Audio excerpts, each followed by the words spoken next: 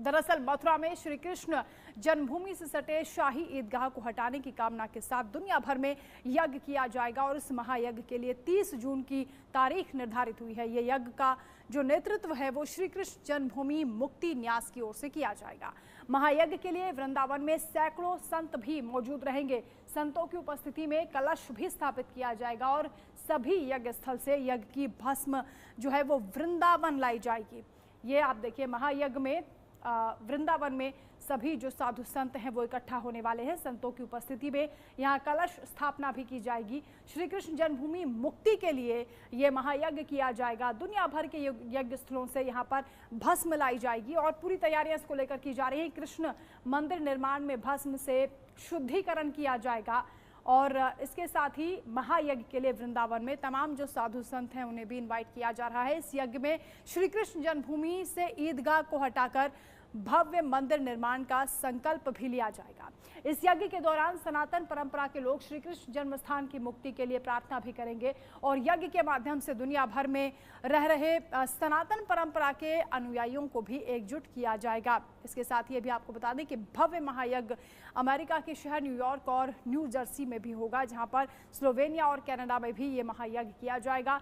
इसके साथ ही ब्रिटेन और मॉरिशस में भी ये यज्ञ होगा, जहां पर तमाम संतों की उपस्थिति रहेगी। ब्रिटेन, मॉरिशस के अलावा ऑस्ट्रेलिया के सिडनी, ऑकलैंड में भी ये यज्ञ होगा, यानी विदेशों में भी इस यज्ञ को आयोजित किया जा रहा है। स्लोवेनिया, कनाडा में भी इस महायज्ञ का आयोजन किया जाएगा। श्री कृष्ण जन्मभूमि की मुक्ति के लिए साधु संतों की ओर से यह आयोजित किया जा रहा है। ब्रिटेन, मॉरिशस में भी महायज्ञ होगा, यानी ये केवल भारत तक सीमित नहीं रहेगा। सिडनी, ऑकलैंड, मेलबर्न में भी ये महायज्ञ होने जा रहा है, जिसमें मथुरा और वृंदावन के साथ ही अयोध्या में भी यज्ञ होगा, यानी जन्मभूमि मुक्ति के लिए महायज्ञ हो रहा है। पहले अयोध्या के बाद अब बारी मथुरा की है और श्री कृष्ण जन्मभूमि को मुक्त कराने के लिए प्रार्थनाएं की जाएंगी। इसके अलावा ये भी बता दें कि भोपाल, दिल्ली, अहमदाबाद में भी महायज्ञ होगा। देश के कोने कोने में भी आप यज्ञ होते हुए देखेंगे। इसके साथ ही पटना, कोलकाता, मुंबई, अमृतसर में भी ये महायज्ञ का आयोजन किया जाएगा और खास बात यह है कि विदेश में भी ये महायज्ञ आयोजित किया जाएगा। दरअसल मथुरा में श्री कृष्ण जन्मभूमि और ईदगाह का जो विवाद है वो सदियों पुराना है। ये विवाद 400 साल से चला रहा है और ये दावा किया जाता है कि मुगल काल में मंदिर को तोड़कर यहाँ ईदगाह का निर्माण किया गया था। जहांगीर के काल के दौरान ही यहाँ पर ईदगाह का निर्माण हुआ था और जहांगीर के काल में लिखी गई तारीख दाऊदी में सिकंदर लोधी द्वारा 15वीं शताब्दी में मथुरा के मंदिरों को तोड़ने के बारे में लिखा गया है। जहांगीर के शासनकाल में 1618 में ओरछा के राजा वीर सिंह बुंदेला ने 33 लाख रुपए में श्री कृष्ण जन्मभूमि मंदिर का पुनर्निर्माण कराया था। और साथ ही आपको हम लगातार बता रहे हैं, 1670 में औरंगजेब ने मथुरा पर आक्रमण किया था और उसके बाद औरंगजेब ने केशव देव मंदिर तोड़कर शाही ईदगाह बनवाया था और इसी पर पूरा विवाद है। तारीख दाऊदी में मंदिर तोड़ने का बाकायदा जिक्र किया गया है, जिसमें बताया गया है कि कैसे ईदगाह वहां पर बनाया गया, मंदिर तोड़े गए थे और इसी को मुक्त कराने की जो कवायद है वो की जा रही है। आचार्य प्रमोद जी हमारे साथ इस वक्त जुड़ रहे हैं, हिंदू धर्म गुरु हैं।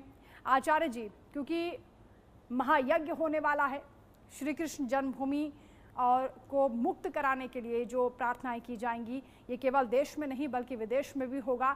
इस महायज्ञ के बारे में आप बताएं। तमाम जो साधु संत हैं वो इकट्ठा होंगे। क्या अयोध्या के बाद अब मथुरा की बारी आ गई है?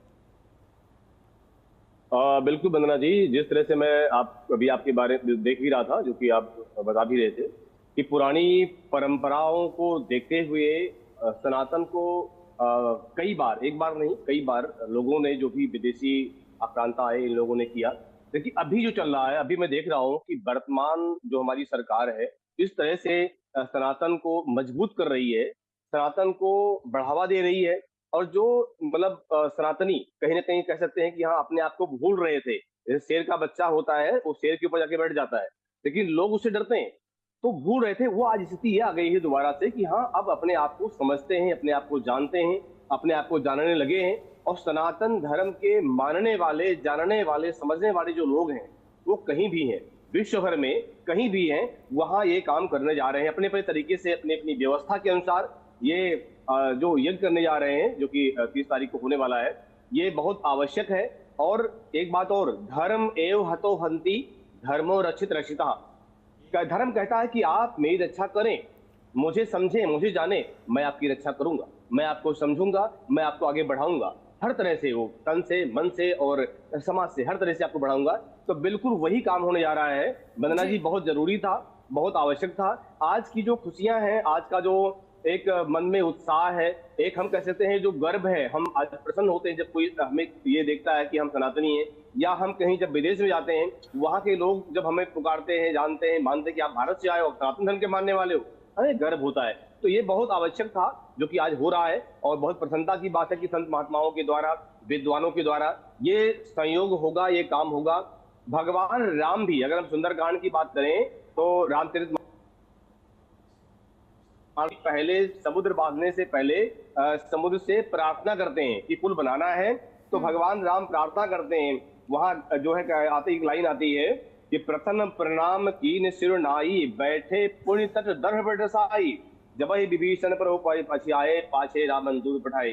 तो भगवान राम भी, जो समुद्र का पुल बांधना था, तो वहां पर कुशासन लेके बैठे हैं और समुद्र देवता से प्रार्थना करते हैं।